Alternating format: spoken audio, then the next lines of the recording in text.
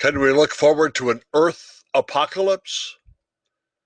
Futurology, Ecotheology, and Ecoethics.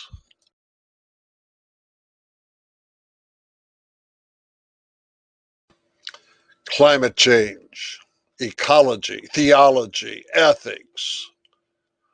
I don't know about you, but I am grateful to those religious leaders around the world who have found the courage to stand up publicly and defend the sustainability of our planet, the ability of our fecund planet to support life. Hello, I'm Ted Peters, and the ride we're about to take begins in the 1960s and runs right down to the present time. I'd like to show that the seeds were planted in the garden of futurist visions, seeds that grew and blossomed until we have the creative, ambitious, and energetic ecological theologies and ecological ethical zeal that we see today. It's going to be an exciting ride. Revelation chapter 6. I heard one of the four living creatures call out, as with a voice of thunder, hum. I looked, and there was a white horse. Its rider had a bow. A crown was given to him, and he came out conquering and to conquer. When he opened the second seal, I heard the second living creature call out, come! And out came another horse, bright red. Its rider was permitted to take peace from the earth so that people would slaughter one another, and he was given a great sword. When he opened the third seal, I heard the third living creature call out, come! I looked, and there was a black horse. Its rider held a pair of scales in his hand, and I heard what seemed to be a voice in the midst of the four living creatures saying, a quart of wheat for a day's pay, 3 quarts of barley for a day's pay, but do not damage the olive oil and the wine. When he opened the fourth seal, I heard the voice of the fourth living creature call out, come! I looked, and there was a pale horse. Its rider's name was Death, and Hades followed with him. They were given authority over a fourth of the earth to kill with sword, famine, and pestilence, and by the wild animals of the earth.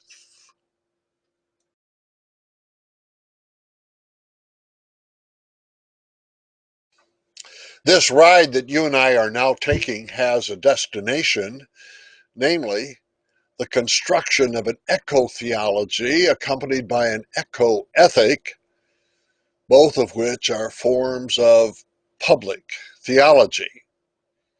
Now, I define public theology as theology that is conceived in the church, critically reflected upon in the academy, and then meshed with the world the theologian wants to serve. Public theology serves the world more than it serves the church. This world that you and I are living in here in the early decades of the 21st century is sitting on top the backs of the four horses of the apocalypse. We're headed towards eco-disaster. What the public theologian wants to do is to steer those four horses toward a preferred future. A future of a just, sustainable, participatory, and planetary society. I'm glad you're coming along for the ride.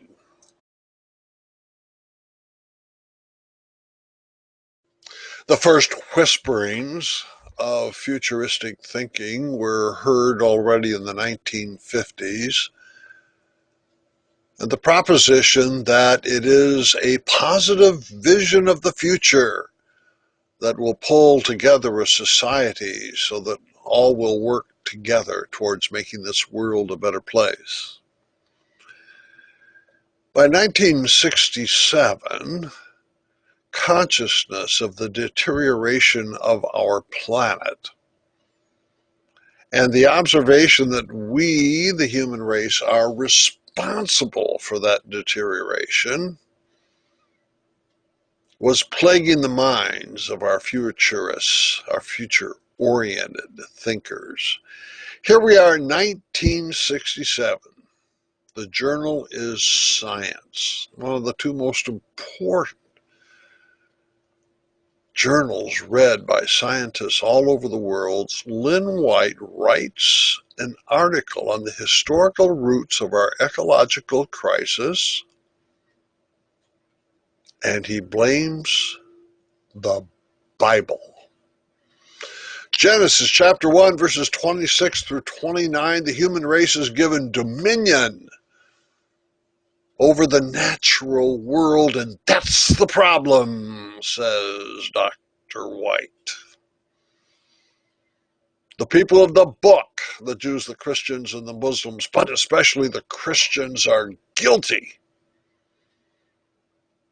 of thinking of themselves as living in the image of God, having dominion over the earth, and treating the earth as a ruthless king. A tyrant would treat his subjects.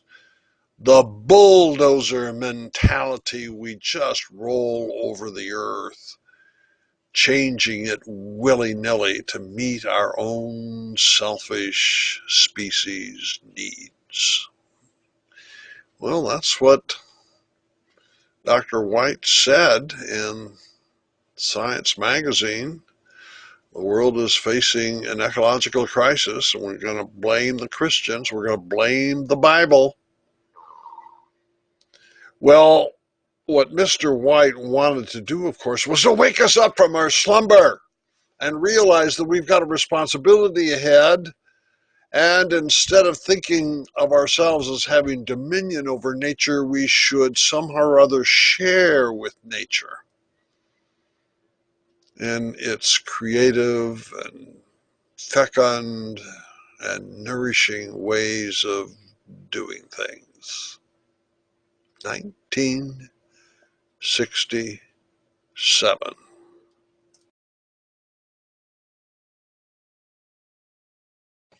Lynn White sparked a firestorm on how to interpret the book of Genesis. Scholars started opening up their Bibles, looking again at chapter 1, verses 26 through 29, and discovered that that word for dominion, the Hebrew word is radah. And when we look at the enthronement psalms, we find that the king is given radah. That means the king must rule with justice, express compassion to the widow and the orphan to make sure that they get their security check. So by analogy, when the human race in Genesis chapter 1 is given dominion over the earth, the human race should rule with radah, justice and compassion. Take a look at what Futurology Samuelson at Arizona State University says as she responds to Lynn White. The Jewish sacred text espouses deep concern for the well-being of the earth and all its inhabitants because it asserts that the earth belongs to God, Psalm 24, and humans are but temporary caretakers or stewards of God's earth. Well, Dr. Futurology Samuelson proceeds to develop an eco-Judaism. She extrapolates on the notion of kosher, eco-kosher, means that Jews should only consume products that meet both Jewish dietary laws as well as Jewish ethical standards.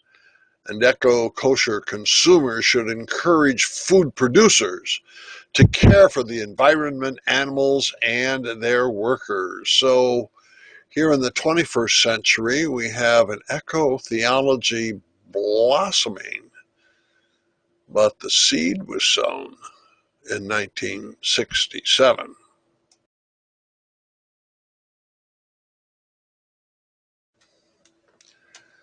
Our planet is round. From space, you can't see the borders that divide the nations into separate political units. The weather doesn't give a hoot about which country it's dropping rain or refusing to drop rain during a drought. In 1986, the radioactive cloud from Chernobyl traveled across Siberia and across the Pacific, dropped radioactivity in Alaska and California. Why can't we think about the entire planet Earth as a single residence for us all, humans and animals, plants, and everything else that makes the ecosystem of the one planet what it is? Well, this holistic planetary vision became a public symbol by 1970 with the first Earth Day. Do you celebrate Earth Day every year on April 22nd?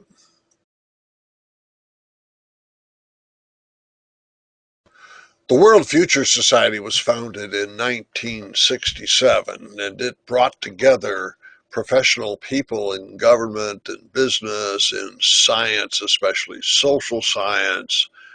Yes, there were just a few theologians who dribbled in.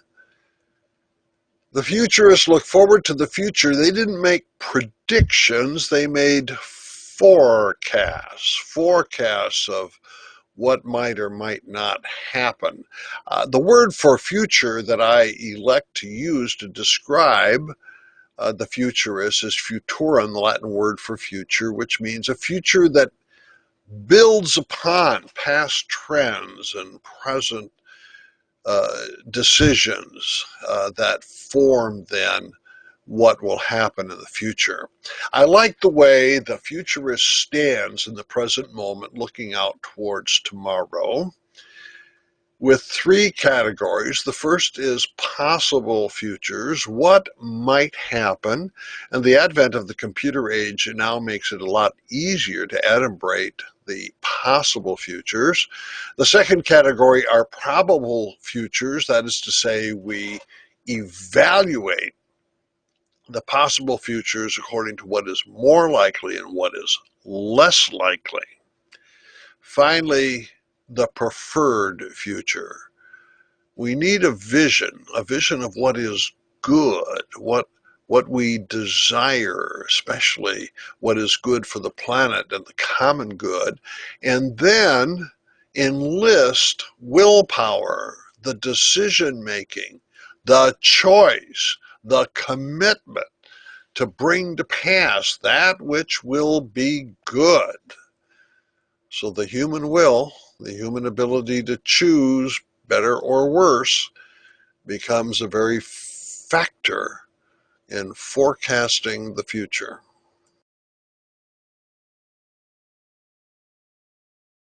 There is a second way to understand the future. It's a theological word, adventus. For those of you who are members of liturgical churches, you know how you have the season of Advent, which precedes Christmas.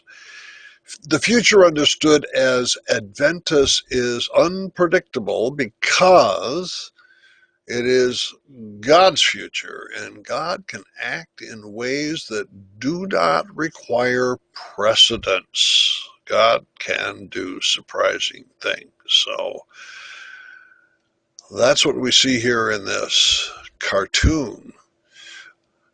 Well, we've got God watching the weather report and laughing and laughing. How often do weather reporters get it right or get it wrong? Is that the intersection of Adventus with Futurum?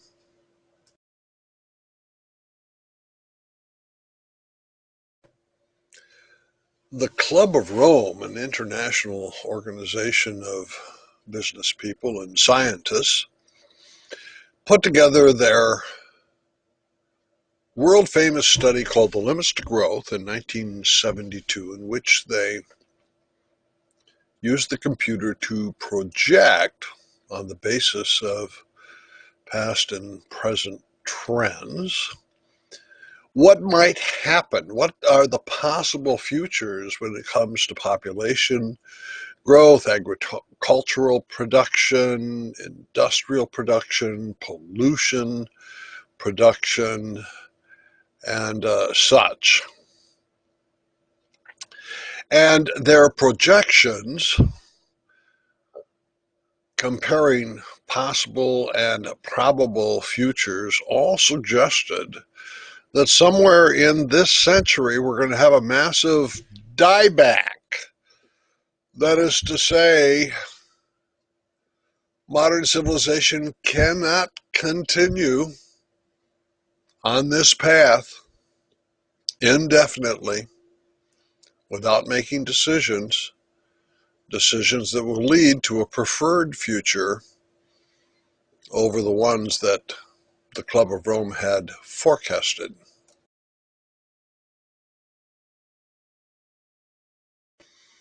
In 1960, there were 3 billion people living on this planet. Today, there are 7 billion.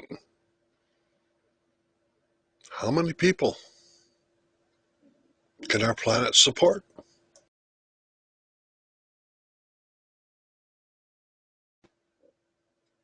Can we continue indefinitely to expand our industrial base globe-wide? Or is there a limit?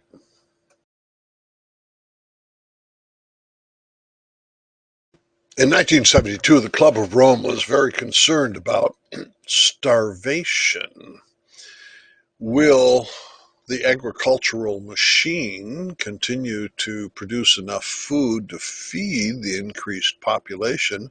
In 1973 and 1974, mass starvation broke out in the Sahel region of Africa, and that was followed a few years later by an enormous plague, the HIV AIDS plague, which was all over, still not over. 40 million people died. Well, on the food matter,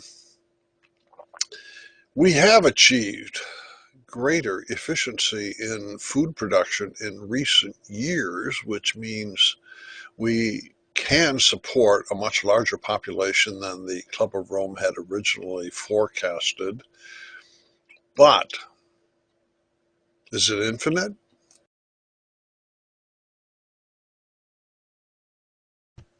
The burning of the jungles in Brazil, the lungs of the planet, has been in the news recently, but it's actually been going on for decades. The Earth's ability to produce oxygen for us to breathe is diminishing. The Club of Rome was concerned in 1972 about the depletion of non-renewable natural resources. Every natural resource, such as gold, has got a finite limit, right? At some point, we'll dig it all up and spend it all. In particular, carbon-based energy, petroleum, natural gas, and such must have a finite limit. The Club of Rome had forecasted that somewhere near the present time we would be approaching that limit. As it turns out, more petroleum reserves have been found than were earlier forecasted. Be that as it may, there will be a finite limit that will hit sooner or later. The optimists and the pessimists in the 1970s looked to the time when petroleum reserves would be diminishing and we could forecast the end of oil. And optimists said, well, the price will go up as the supply diminishes. And when the price goes up, then alternative forms of energy will become relatively cheaper, and the planet will make a nice, peaceful transition to wind power, solar power, and all of the alternatives. Well, what was not anticipated was the human factor. Those profiting from carbon-based fuels are finding all kinds of ways to gerrymander the economy to retard the development of alternative forms of energy, to sustain the burning of carbon fuels just long enough so that we can so pollute the atmosphere that the temperature of the planet will rise, and so will the sea levels. Are we really happy we found those extra petroleum reserves?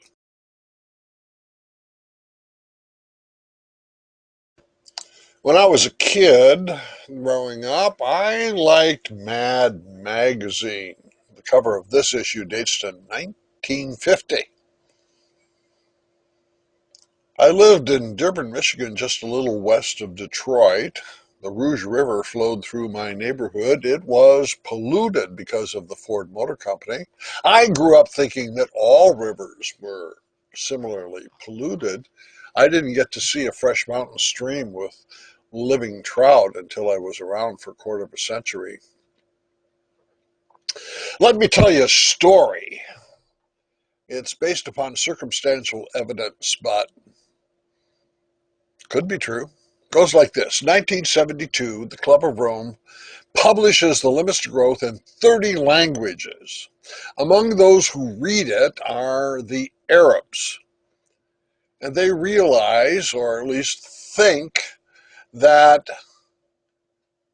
the oil supply, the reserves of petroleum, are going to be running out in the foreseeable future.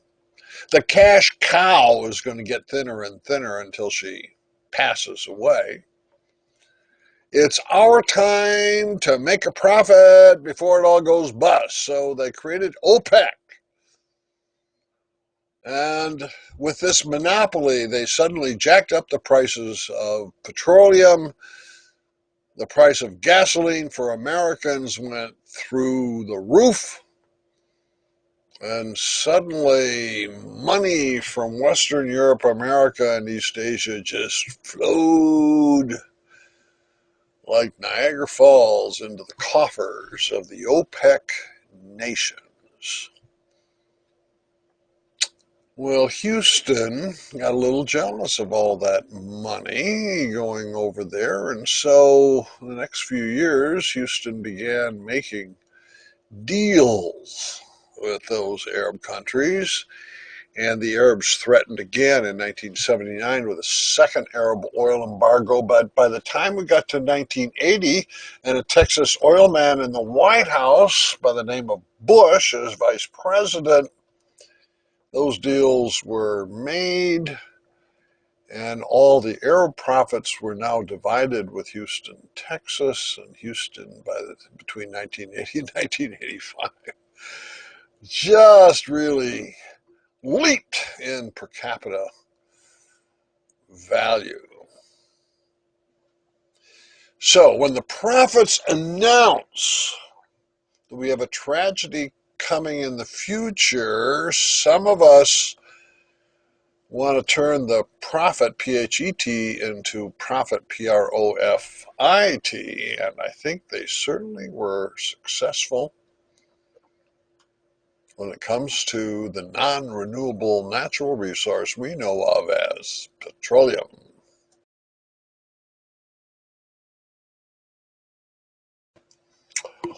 Already 50 years ago, the secular prophets were forecasting global warming. They understood the principles for which we now have the data that show how the burning of fossil fuels leads to the greenhouse effect. The planet retains heat, the icebergs melt, the water levels rise, and the weather gets more unpredictable and more violent. Those who are pressing the nations of the world to make the decisions to reduce greenhouse gas production, to move from petroleum to alternative forms of energy, want to save the planet before it advances to 2 degrees centigrade higher than it was before the industrial era. Who's going to win in this race?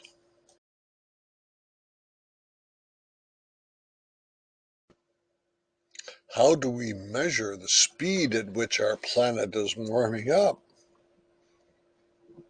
Well, we have to go up higher on the mountain each winter to ski. Is that a good measure?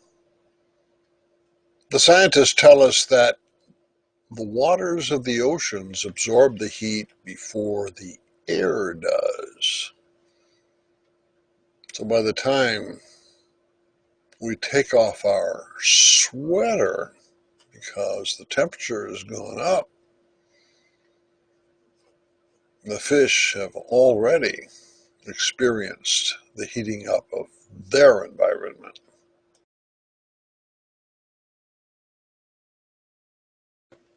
Beginning in 1987, we started setting new records for the hottest years on the planet since records have been kept. 2017 was one of those record-setting years, and somebody's translated the indirect costs of global warming on expenditures, $320 billion of indirect costs due to global warming, $265 billion for hurricanes alone. Has the wrath begun?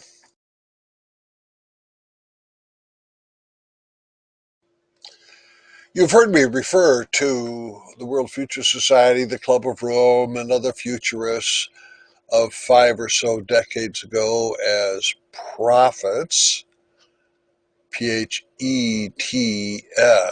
those who look to the future and then demand of those of us in the present that we make the right decisions in order to ward off impending judgment.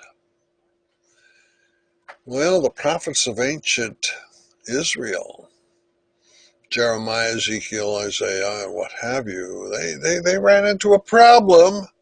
Quite frequently, they would confront their constituencies with the Word of God, but not everybody listened. Listen, says the prophet Isaiah, you that are deaf, and you that are blind, look up and see. It's clear that over the last 5 decades, the planet has not listened. And now the wrath that was forecasted is on the way.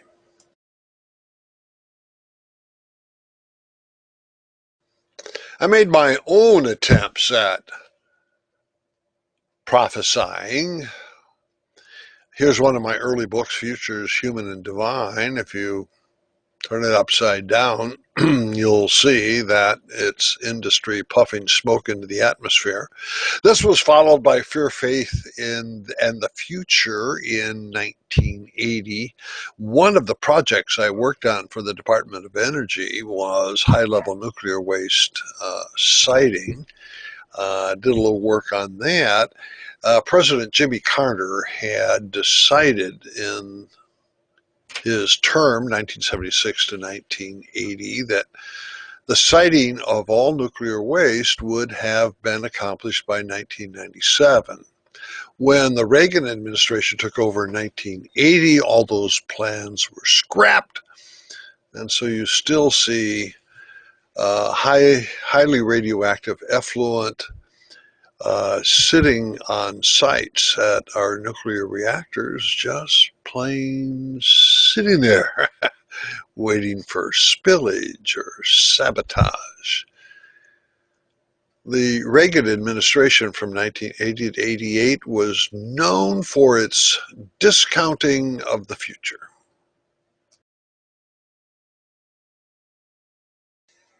At least one person read Futures, Human and Divine. Jay Gary told me that this book inspired him to proceed to develop a number of foresight projects. He's currently the chair of the Association of Professional Futurists, and he works to integrate secular futurology with Christian eschatology.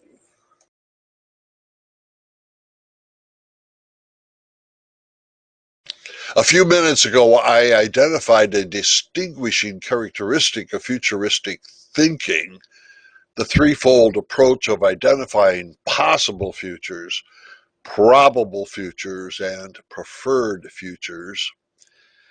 All of that is set within a scientific and technological framework, which I call the UDC formula: understanding, decision, and control.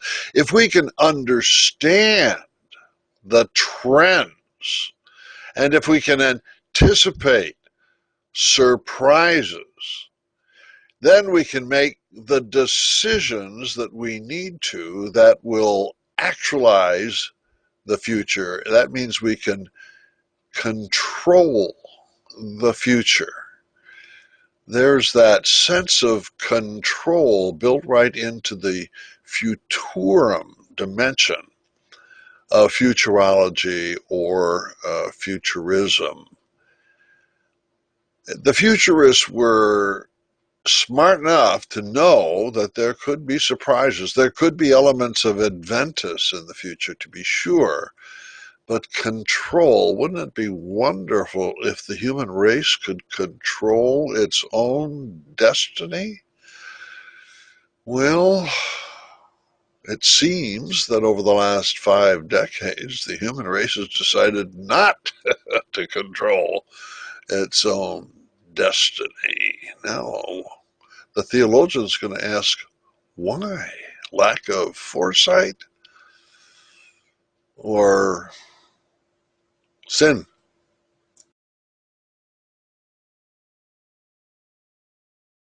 It was not only the doomsday prophets riding the horses of the apocalypse. There were also religious leaders and some theologians on a horse riding at the same speed as the computerized technologists who were forecasting the future. That leadership came primarily from the World Council of Churches in 1967, which began its Anticipation Project. In 1979, the WCC convened an international conference at MIT that included both the scientists and the theologians to deal with the future of our planet, and lifted up a banner, a flag they waved. We look forward to a just, sustainable, and participatory planetary society. Just, sustainable, and participatory were the words of the WCC. I add planetary because it's inconceivable that the health of the planet is going to return when we have competing nations and a win-lose mindset. We have to advance to a planetary mindset before we can think about a just, sustainable, and participatory society. Among the theologians who were willing to take this on as an agenda already, Jürgen Moltmann at Tübingen, John Cobb at Claremont, Larry Rasmussen at Union Seminary, John Weaver, not remembered, he was a pastor at Grace Cathedral in San Francisco, but like the other prophets, these few theologians hollered down an alley and nobody was willing to listen to them. Not the churches, let alone anyone outside the churches, but they did speak. Listen to or not, they did speak.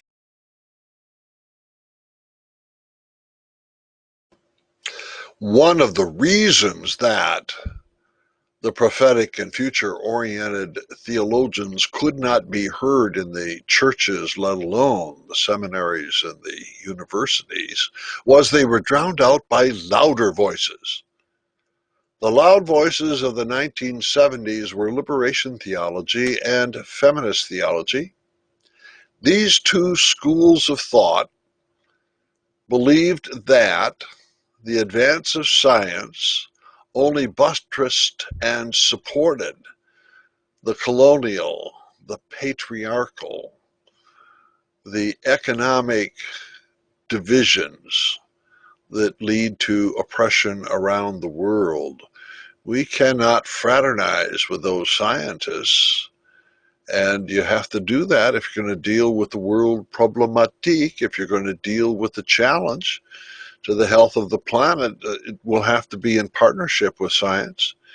Here's Rubem Alves objecting to the WCC in 1979. Is it not exactly from science that the possibility of annihilation came? Or do the A-bomb and intercontinental rockets not belong to the essence of science? Those of us trying to lead the churches to liberate the oppressed, how can we do that if we're linking arms with the scientists?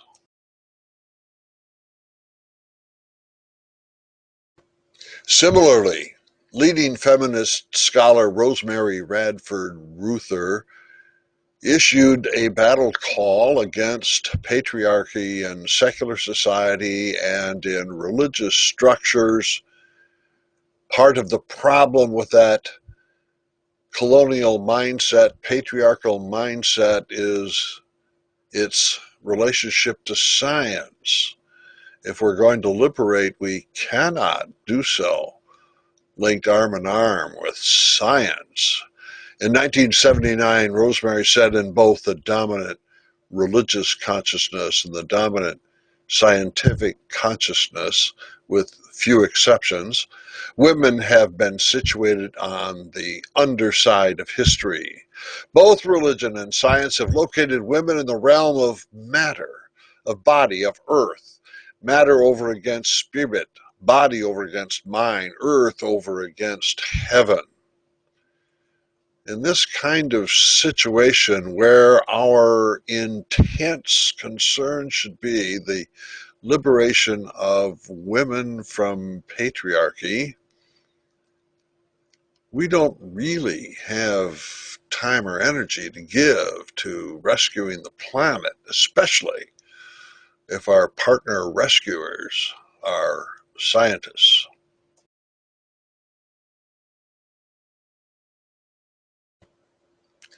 The liberation theologians and feminist theologians began changing their mind after a 1986 disaster. It was the nuclear meltdown at the Chernobyl energy plant in the Soviet Union. And when that radioactive cloud climbed into the sky and slowly made its way across Siberia, across the Pacific, across North America, across the Atlantic, across Europe, it became clear to the world that we are all interconnected, and that means the oppressed and the oppressors belong to a single world. If we're going to think about a wholesome future, we're in this together. And towards the end of the last century, the agenda of the Liberation School and Feminist School and related emancipatory theological schools of thought began to see the indelible relationship between social justice on the one hand and planetary health on the other.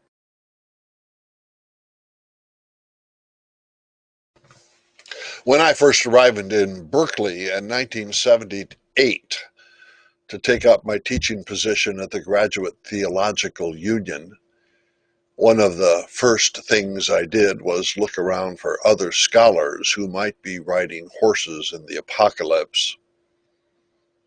I found a few at PSR, the Pacific School of Religion. We worked together on producing this book, The Cry of the Environment, in 1982. I don't think anybody read it. Kind of like those earlier prophets, we were shouting down an alley and could hear only our own echo. When that group, that project, broke up, nothing happened at the GTU for almost 2 more decades. Bob Russell at the Center for Theology and Natural Sciences did oversee a few dissertations on environment. Carol Robb at the Presbyterian School did also have a number of students. Students were interested, even if the faculty seemed to be oh-hum about it. At the University of California at Berkeley, right across the street, Carolyn Merchant had published her breathtakingly insightful book on the death of nature and was drawing students. And Richard Norgaard in Energy and Resources had worked right down until just recently on issues of climate change. And Richard and I actually team taught and shared supervision of some graduate students. The situation over the last decade or so has been much better. And we're now kind of faculty rich with Cynthia Mo Labita and Rita Sherma guiding a number of students who are working on scholarly issues related to ecotheology and ecoethics.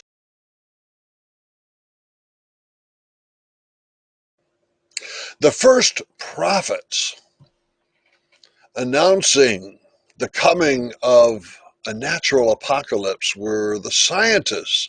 They were joined quickly thereafter by people in business and government. So our forebears in religious leadership and theologians had to take their cues initially from science. Take a look at 1992. A joint appeal by religion and science for the environment, a declaration of the mission to Washington, scientists and theologians together, asking a recalcitrant White House and Congress to get on board. The health of the planet is an urgent matter. We've had 12 years of Reagan and Bush, which scrapped the future-oriented plans of predecessor, President Jimmy Carter. We believe that science and religion, working together, have an essential contribution to make toward any significant mitigation and resolution of the world, not American, the world environmental crisis. Look at some of those in attendance. Ian Barber, founder and dean, so to speak, of the field of theology and science. Herbert Chilstrom, then president of the Lutheran Church in America. Richard Norgaard, whom I mentioned earlier in Energy and Resources at the University of California, Berkeley. Robert John Russell, founder of the Center for Theology and the Natural Sciences at Berkeley. Carl Sagan, the famed physicist at Cornell. Edward O. Wilson, the father of American sociobiology at Harvard. Now look at the green print down there. This is something that should make happy both the World Council of Churches as well as liberation and feminist theologians. We reaffirm here in the strongest possible terms the indivisibility of social justice and the preservation of the environment.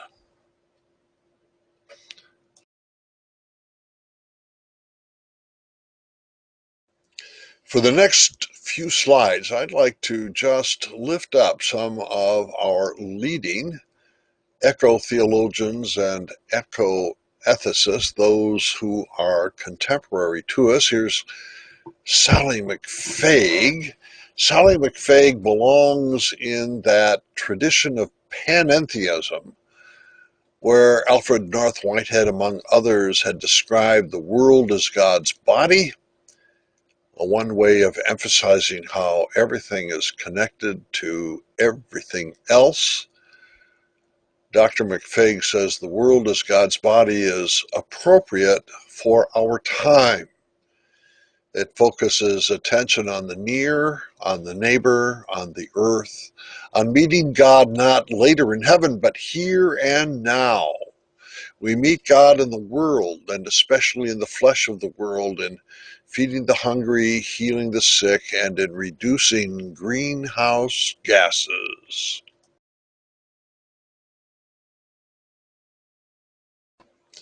Here's a person I have not yet met, but look forward to, Melanie Harris, who takes that step beyond feminist theology to womanist theology and then to eco-womanism. Eco-womanism is critical reflection, contemplation, and praxis-oriented study of environmental justice, environment plus justice, from the perspectives of women of color and particularly women of African descent.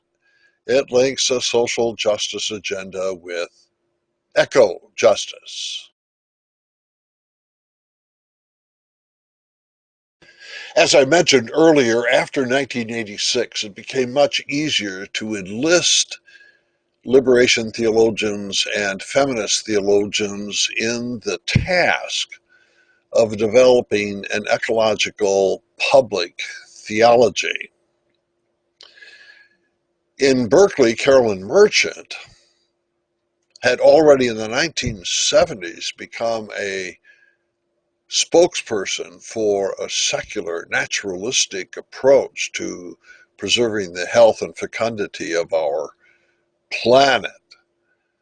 Later, Rosemary Radford Ruther came to Berkeley to teach at the Graduate Theological Union, and then arrived Whitney Bauman, then a graduate student, but Whitney was filled with zeal to turn Berkeley green, both the university and the GTU green, and that would only be a step to turning the whole planet green. Well, we at the Center for Theology and Natural Sciences had a little funding at the time. We gave it to Whitney, and he went to work.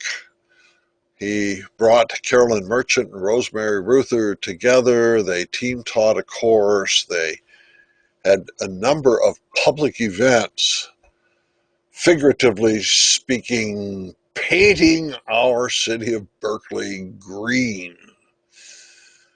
Well, Whitney went and graduated, got his PhD and ran off to Florida International University, and I'm expecting the future maps to show green just spreading from Florida all over the globe.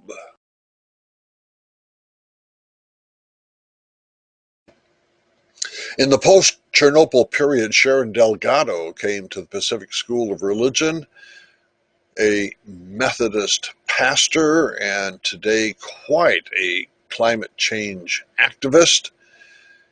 Sharon wanted to paint the United Methodist Church green and all of North America right along with it.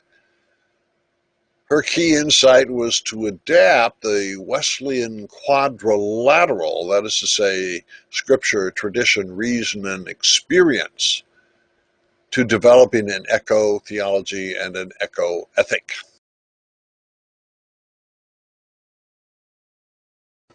This is Nancy Weems, Presbyterian pastor, wrote her doctoral dissertation on ecotheology and ecoethics under Bob Russell.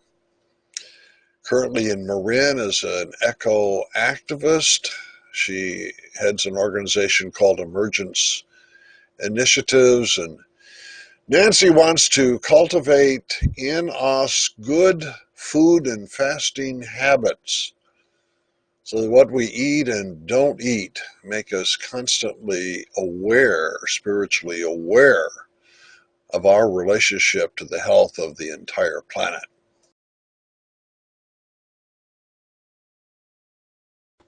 Chris Doran, currently a professor at Pepperdine University.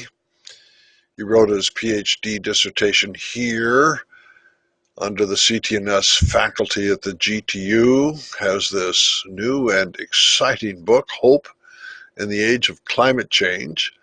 One of Chris's contributions to a constructive ecological public theology is the concept of ecocyn. Ecocyn may be defined as the rejection of creation as a gift from God. A gift from God.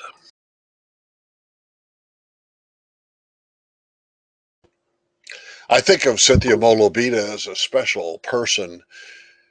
I'm proud to have served with her on the faculty at Pacific Lutheran Theological Seminary for a number of years. She serves also in the doctoral studies program here at the GTU. Cynthia did her own graduate studies under Larry Rasmussen at Union Seminary in New York.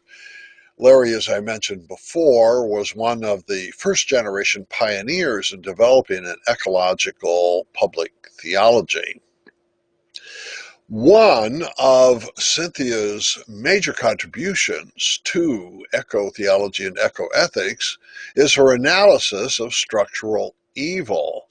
Remember, Chris Doran had described eco-sin as forgetting that the creation is a gift from God.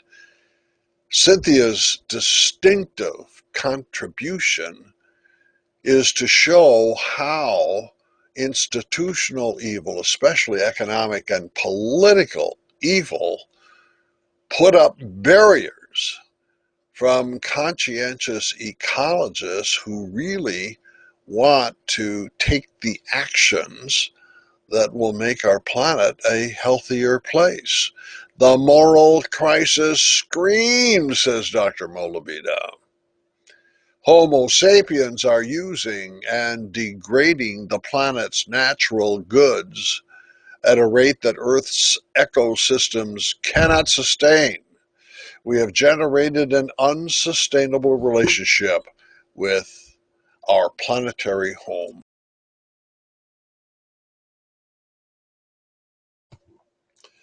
What are the forces that resist ecological consciousness and eco-ethical responsibility?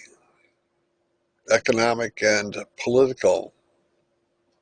What if a leader of a great nation responsible for agricultural production, industrial production, pollution production, simply refuses to believe what the scientific prophets are saying. What if a political leader says the whole idea of climate change or global warming is a hoax? And it's not a hoax that he is perpetrated. He's going to blame it on the Chinese. Well, this kind of thinking at the national or international level makes for a really bad day for an eco-theologian or an eco-ethicist. Another fine resource here at the Graduate Theological Union is Professor Rita Sharma. I've really come to appreciate her skill in drawing resources from the rich tradition of Hinduism in India and pressing them into the service of an ecological theology and an ecological ethic. Conceptual resources for ecology and Hindu thought and practice abound, she says, in worship.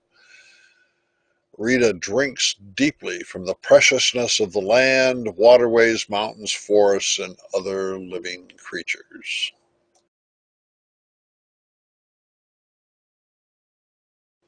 Rita Sharma finds the waterways precious. I think this gives voice to Dr. Sharma's sense of attunement between her spirit and the natural world.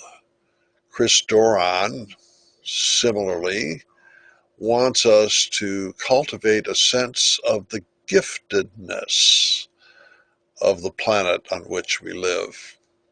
I would like to speculate a little bit just how might we draw upon the rich Hindu heritage in constructing a contemporary ecotheology or ecoethic. I think of the two paradigmatic philosophical thinkers, Shankara and Ramanuja. Shankara, the father, so to speak, of non-dualism or Advaita Vedanta, he contended, over against Ramanuja, he contended that ultimate reality, Brahman, should be understood impersonally as Nirguna Brahman, that is to say, the unity of all things beyond attributes. Ramanuja, coming a couple centuries later, said, no, it's Saguna Brahman, that is to say, the transcendent reality manifest with attributes. It would seem to me, very speculatively, that Ramanuja might find a path towards a divinely grounded eco-theology. I don't see how one could draw one from Shankara. This Lance Nelson says, let's ground our eco-theology and eco-ethic in the Dharma. After all, that is the principle by which Vishnu the God, avatar, Vishnu the God, orders the world. So Dharma might provide the foundation for a constructive Hindu ecological public theology.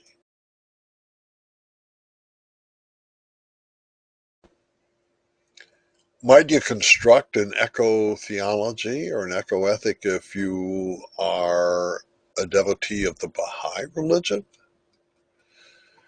Here's a picture of the Baha'i temple near Northwestern University, just outside of Chicago. One fundamental element of Baha'i belief is that science and religion are two complementary knowledge systems. Climate change is an important symptom of the ecological imbalances created by an economy founded on the temporary cheap energy subsidy provided by fossil fuels, containing ancient solar energy stored in earlier geological epochs but now being exhausted. It's those dead dinosaurs that are making all that oil. and that oil is being exhausted in a matter of decades while threatening the well-being of future generations. It is unjust. Note ecology and justice together. It is unjust that a wealthy minority should privilege itself while imposing the risks and costs of climate change on the poor and on future generations.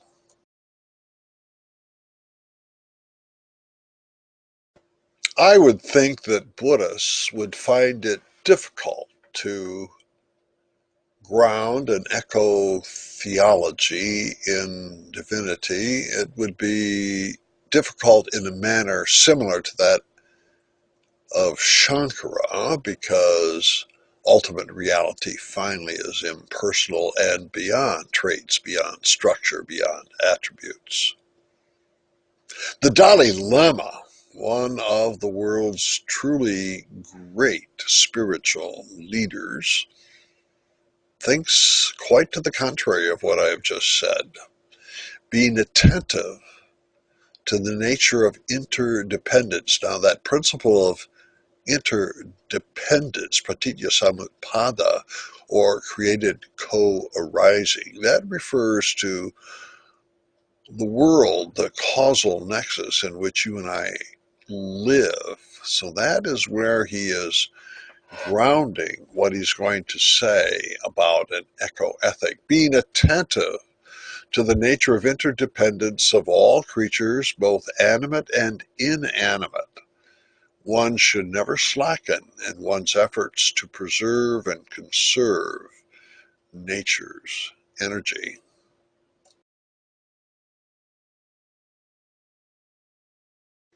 Laudato Si.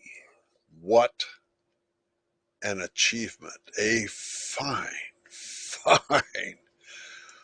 theological and ethical, as well as scientific treatise on Earth as Our Common Home, offered by Pope Francis in 2015. Paragraph 13. The urgent challenge to protect our common home includes a concern to bring the whole human family together to seek a sustainable and integral development. For we know that things can change. Humanity still has the ability to work together in building our common home. We know what the possible and probable futures are. It's time to make the decision to actualize the preferred future.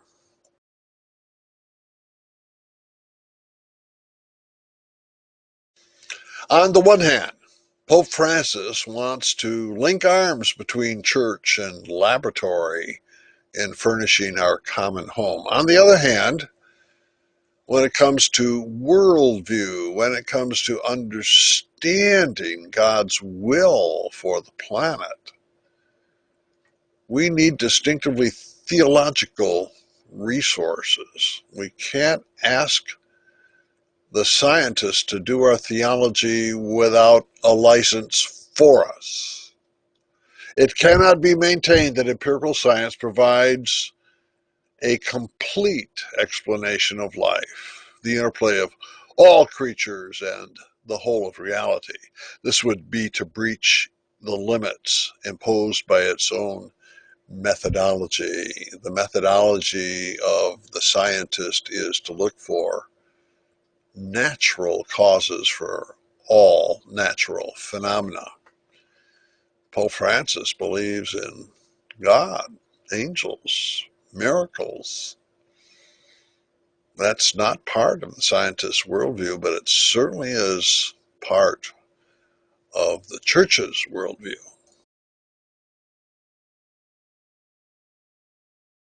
One of the most energetic and creative ambassadors for ecotheology is Mary Evelyn Tucker at Yale, helped out by her husband John Grimm. Here she is responding to Pope Francis. The Pope encourages us to see the human economy as a subsystem of nature's economy, namely the dynamic interaction of life in ecosystems. Without a healthy natural ecology, there is not a sustainable economy, and vice versa.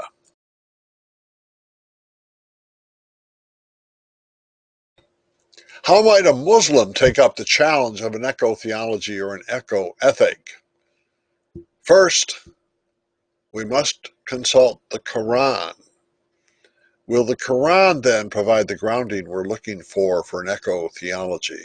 The Quran provides a unique resource for building an ecological paradigm. The Quran enjoins humanity to walk not exultantly upon the earth, and to view the whole of nature as signs of God. And whatsoever God created for you on the earth of diverse colors, truly, and this is a sign for a people who reflect.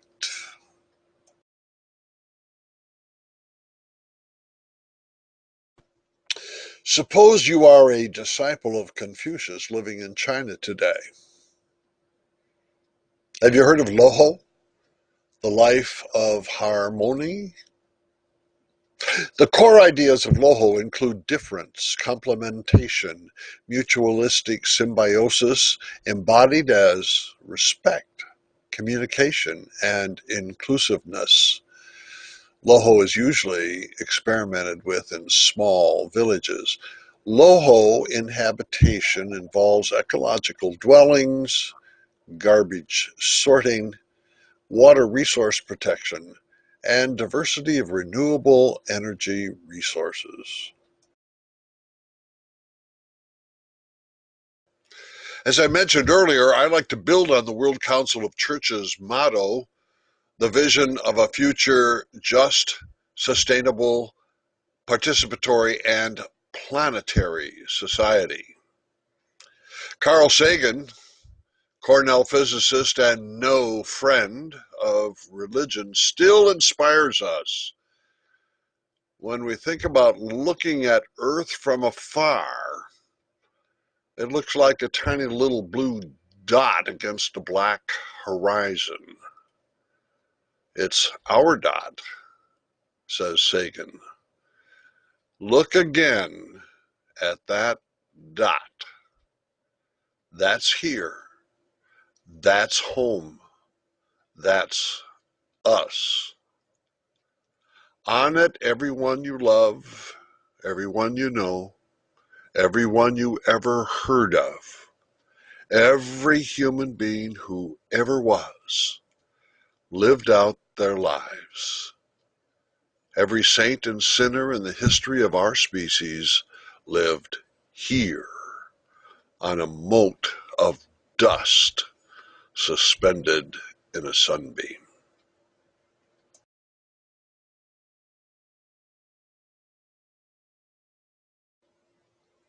Here in the early decades of the 21st century, it appears that our beloved planet Earth is riding on the backs of the four horses of the apocalypse.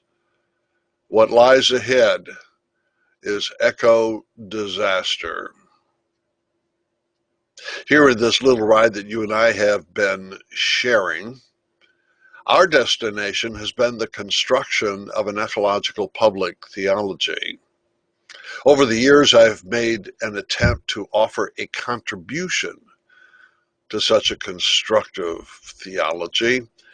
I call it proleptic theology. It's my attempt to dovetail two things: the understanding of the future as futurum that we see in scientific or secular futurology or futurism. That's the future that is built upon trends in the past and the present that you and I construct through moral decision making, and Adventus, which comes from the theologian, from the divine promise of a new creation or the kingdom of God coming in the future. How do we put those two together? My proleptic principles or middle axioms try to connect our vision of the eschatological kingdom of God with the healthy moral prophecies of our secular futurists. I call these proleptic principles. I've got 7 of them here. The task of the ecological public theologian is to project a vision of a preferred future, to promote a sense of global community, to provide for posterity, to protect human dignity, to proffer the distinction between needs and wants, to propose alliances amongst the various religious groups as well as religious groups with government, economics, and business. Finally, to profess faith. We need to have confidence that the future finally is going to be in God's hands, even though you and I shoulder a great deal of moral responsibility for what happens tomorrow.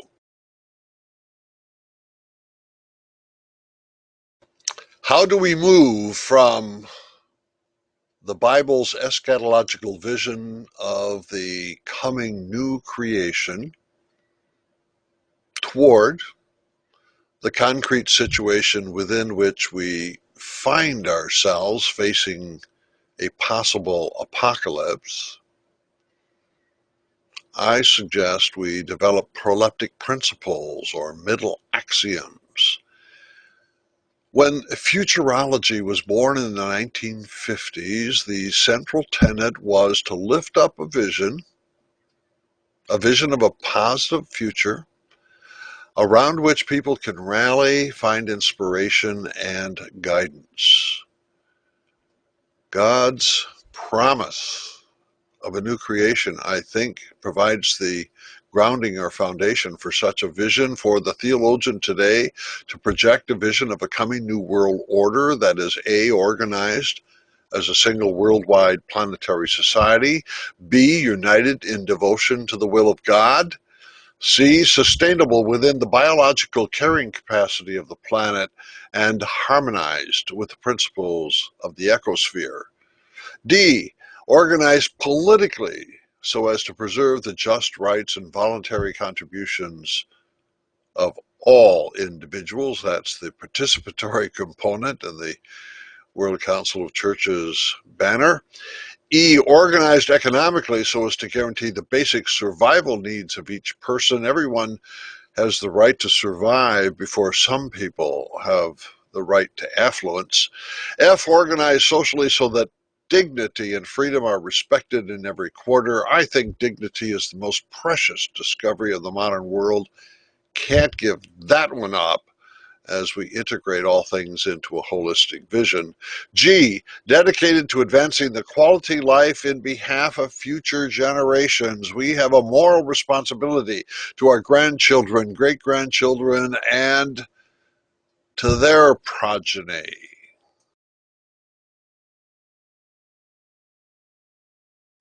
Each of our 7 proleptic principles begins with the letters pro, the Greek prefix which refers us to the future. A prolepsis is a present instantiation of a future reality. So when I wrote this book, God, the World's Future, which is my attempt to offer a constructive systematic theology that prescinds from God's eschatological promise of a new creation, I try to reinterpret all the doctrines proleptically: God, creation, the human condition, the person and work of Christ, the Holy Spirit, church, and of course an integrated proleptic ethics. Writing the first edition in 1992, the third in 2015, it integrates an ecological public theology into an eschatologically oriented systematic theology. The second of the 7 proleptic principles is to promote a sense of global community. The coming apocalypse, the possible apocalypse, will affect everyone on this planet. Oh yes, national identity, ethnic identity, social location, all these things are important to our self-understanding. But unless we have a just, sustainable, and participatory planetary society, our local identities are not going to mean much at all. We must think globally and act locally, says the World Future Society.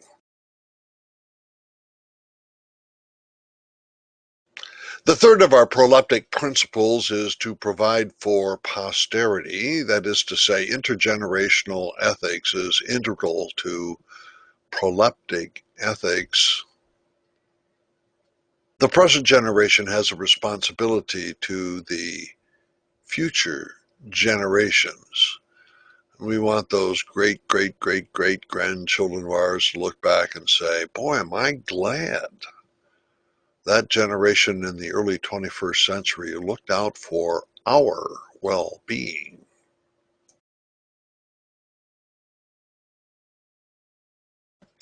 As I said a moment ago, the most precious idea, I think, developed in the modern world over the last 3 centuries is the doctrine of human dignity.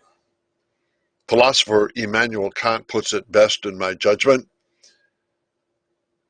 We should treat each person as an end and not merely as a means. Each person has dignity and is a moral end and not merely a means to some further end. I don't believe we can surrender that as we try to integrate all things into a single holistic vision. When the World Council of Churches lifts up a vision of a just, sustainable, and participatory society, it's people with dignity, persons with dignity, that we want integrated into that planetary society.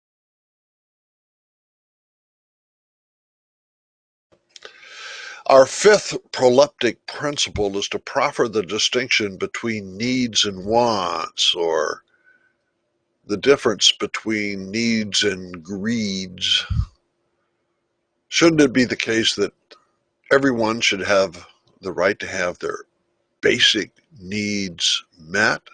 Those in poverty to have shelter, food, and health care before, morally prior to, the opportunity for some of us to garner as much wealth as we possibly can.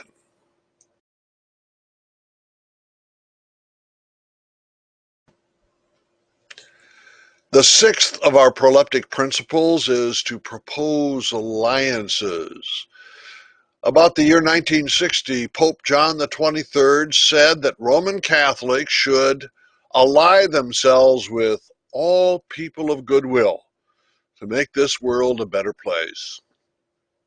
Even though I offer a distinctively Christian ecological public theology, the Christians have to share a spirit with leaders in other religious traditions, with governments and businesses and scientific laboratories and educational institutions and the homeless. We need to have a shared vision and a shared spirit of what it will take so that the four horses veer into a different direction and avoid the apocalypse.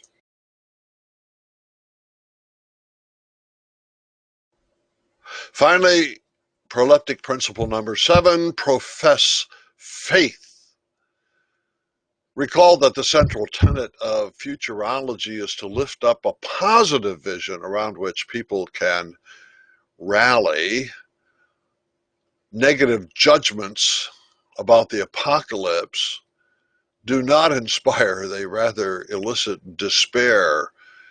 Is there a reason, based upon God's promise of a new creation, that we can sustain hope Yes, I do believe there is. I hope you like this painting as much as I do. It connotes that sense that our planet is a gift from God, sweet right down to its essence. Many think of John 3:16 as the gospel in miniature, for God so loved the world. In the Greek, that word for world, cosmos.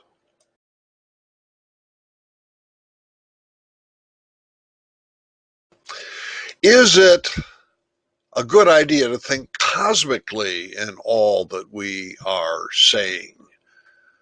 Up until this point, I've been Earth centered. I see it as an advantage to get beyond nationalism and ethnic identity and all the other local identities in order to get to a planetary identity. I support the World Council of Churches' vision of a future just, sustainable, participatory, and of course, planetary society. But our planet is by no means autonomous or isolated. It too is connected with what is beyond. The sun delivers energy 24/7, which made it possible for life to evolve on this planet and continues to make it possible for life on Earth to have a future.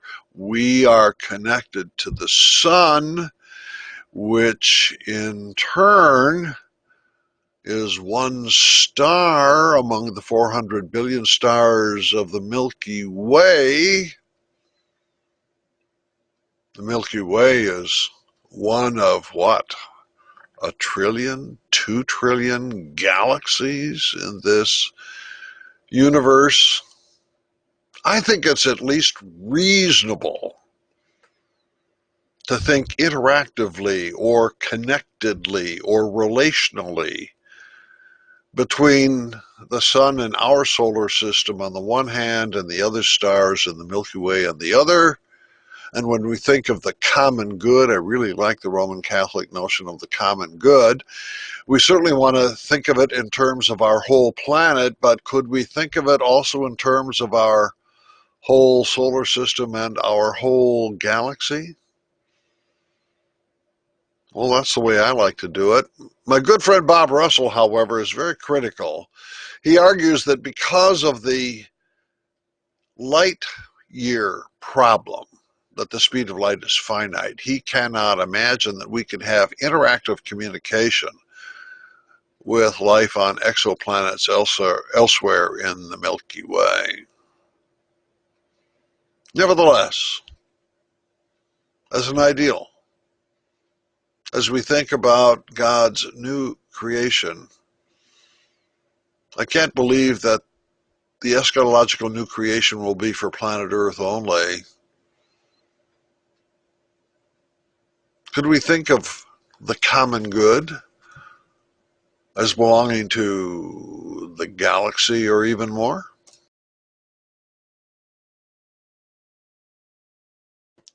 Well, our shared ride toward a constructive ecological public theology has come to an end.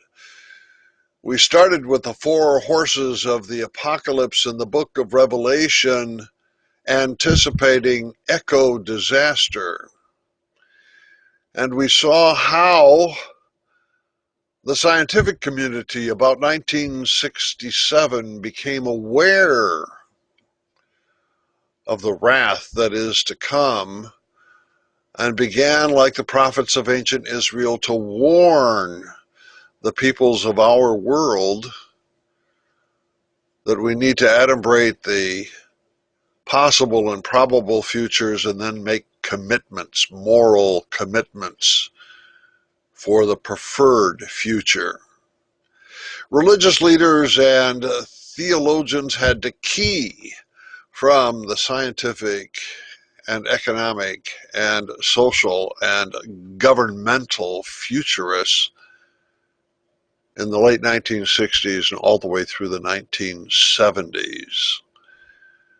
In more recent decades, quite a variety of eco-theologies and eco-ethical visions have developed. We now see leadership amongst Hindu theologians and Buddhist thinkers, the Baha'i, Islam, Judaism, and a number of Christian thinkers that include liberation theologians and feminist theologians. It's been quite a ride, but the longest and most difficult journey is the one to come.